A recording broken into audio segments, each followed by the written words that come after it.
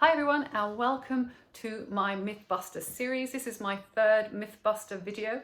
If you don't know me, my name is Gillian Killiner. I'm a registered dietitian. I have been practicing for 24 years. I have helped thousands of people recover their health, and in these videos I am going to be just giving you a snapshot of some information about the myth and then explain to you what you can do to add things to your diet to assist your health.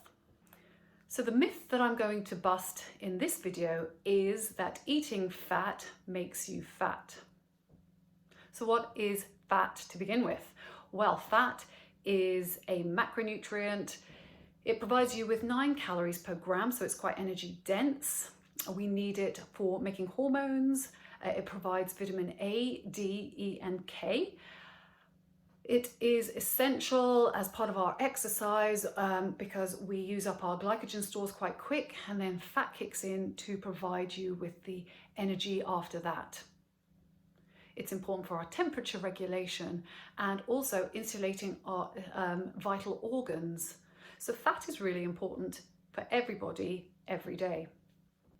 There are many different types of fats, and I'm not going to go into all the different varieties or detail, but what I want to talk to you about is the 3 main ones that we all are aware of. So these are the monounsaturated fats, the polyunsaturated fats, and the saturated fats. Where do we get our polyunsaturated fats from? Well, mainly it's from our vegetable oils, so things like your corn oil, your sunflower oil, your soybean oils, and your higher omega-3s like your walnuts and your fatty fish. So your monounsaturated fats, well, these come from your olives, your olive oils, your avocados, your almonds, your pecans, your sesame seeds, and your pumpkin seeds. So saturated fat, well, we get them from our butters, creams, cheeses, and fatty meats would be a few. And then also our vegetable oils that are saturated would be coconut oils, palm kernel oils. And we know they're saturated because they are hard at room temperature. So what happened about saturated fat?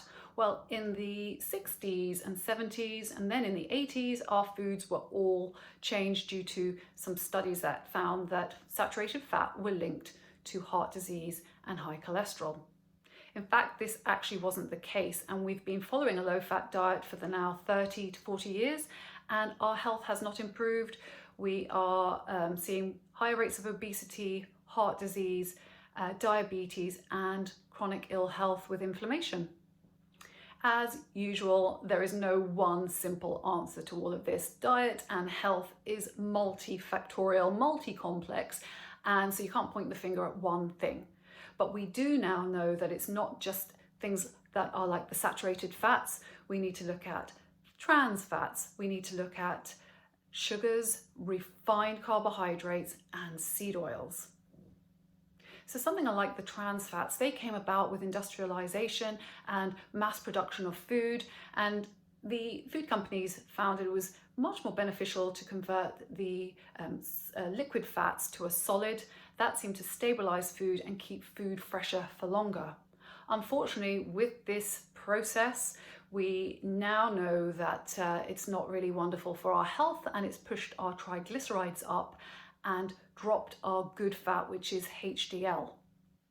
Fortunately, these trans fats are now going to be eradicated from our diets, and there is a plan in process for the governments and the food industries to do that.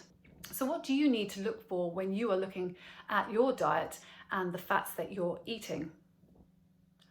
It's very hard to get around the fact that fat has been so demonized for so long, but actually you really do need to think fats are good. It's just getting the right amounts and the right quality.